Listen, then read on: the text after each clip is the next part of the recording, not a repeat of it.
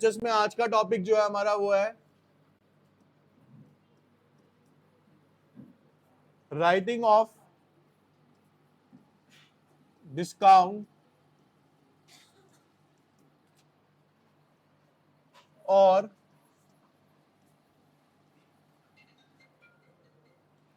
Loss on issue of debenture. देखो बेटा, discount का लॉस कब होता है? जब हम शेयर्स डिबेंचर्स को डिस्काउंट पे इशू करते हैं। और loss on issue of debentures कब होता है? जब हम प्रीमियम पे क्या करते हैं, रिडीम कर रहे होते हैं।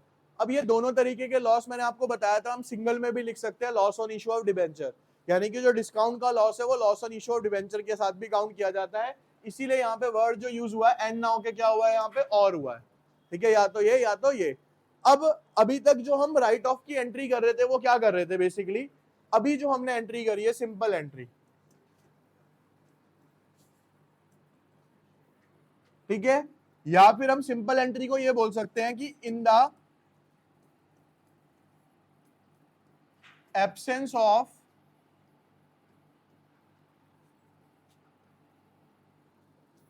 Security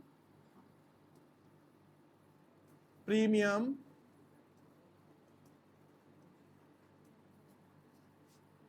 reserve.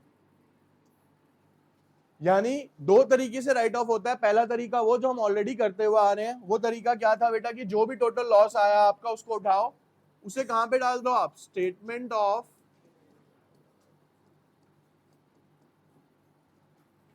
P&L account debited to loss on issue of debenture account. यहां तक क्लियर? अब दूसरा क्वेश्चन आता है बेटा क्या कि if security premium reserve is also given. अब देखो बेटा, सिक्योरिटी प्रीमियम रिजर्व है क्या बेसिकली कि मेरे पास 10 रुपए की चीज थी, मैंने 12 रुपए में इशू करी तो 2 रुपए का मेरे को फायदा हो गया। हमने फोर फीचर में भी सीखा था, यहाँ पे भी सीखते हैं क्या, जब हमें 2 रुपए का फायदा हुआ है और हमें 4 रुपए का लॉस हुआ है तो हम एक्चुअल में नेट लॉस कितने का मानेंगे? 2 रुपए का मानेंगे ना, क्योंकि जो 2 रुपए का फायदा था उससे 4 रुपए का लॉस क्या हो जाएगा? एडजस्ट कर दिया जाएगा। समझ आ रही है जो मैं वर्डिंग बोल रहा हूँ कि भाई जब मेरे को सिक्योरिटी प्रीमियम यानी प्रीमियम पे जब मैं कोई चीज इशू करता हूँ तो मेरे को फायदा मिलता है। ठीक है, एग्जाम्पल लिया मैंने कि मेरे को 2 रुपए का फायदा हुआ, और जब मैं डिस्काउंट पे इशू कर रहा था या प्रीमियम पे रिडीम कर रहा था तो उस टाइम पे मेरे को 4 रुपए का क्या हुआ बेटा? लॉस हुआ। तो हम क्या कर सकते हैं कि वो जो 4 रुपए का लॉस है उसको किससे एडजस्ट कर सकते हैं बेटा? 2 रुपए के प्रॉफिट से, यानी सिक्योरिटी प्रीमियम से। तो अब यहाँ पे क्वेश्चन ये है कि अगर आपको सिक्योरिटी प्रीमियम रिजर्व भी गिवन है क्वेश्चन के अंदर, तो हम किस तरीके से राइट ऑफ करेंगे? तो बेटा राइट ऑफ की एंट्री जो बनेगी हमारी वो बनेगी यहाँ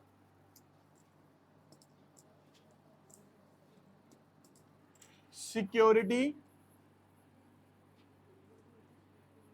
premium account debited statement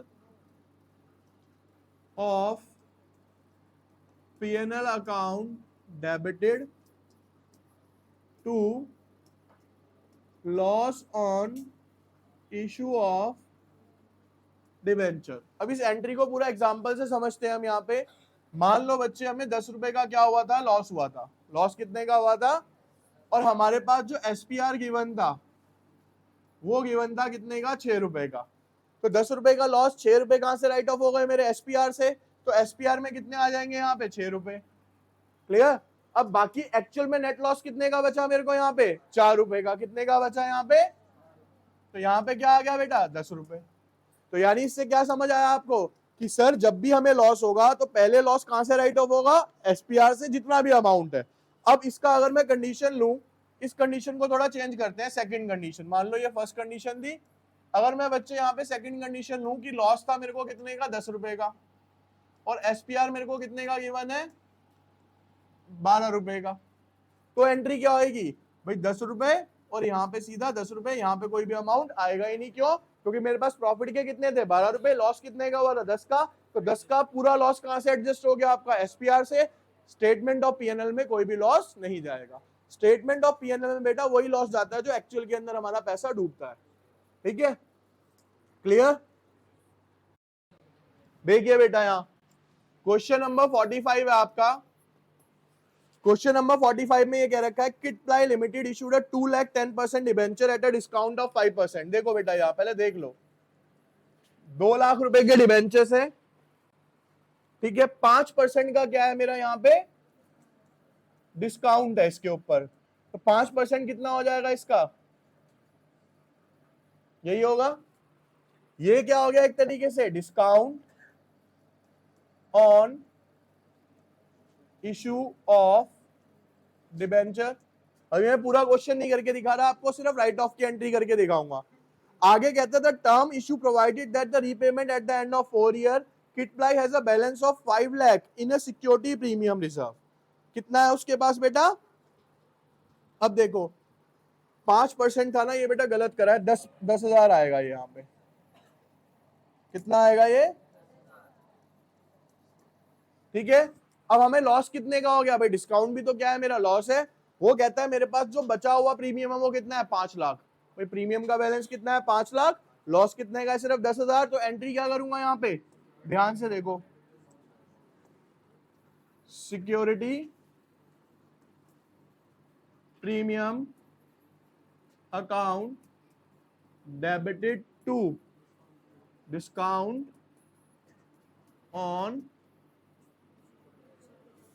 issue of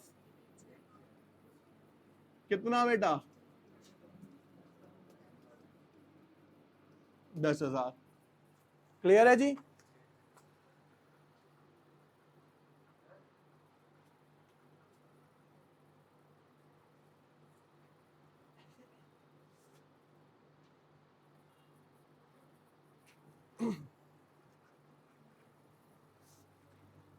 इसके बाद बेटा क्वेश्चन देखेंगे हम 47, क्वेश्चन नंबर 47।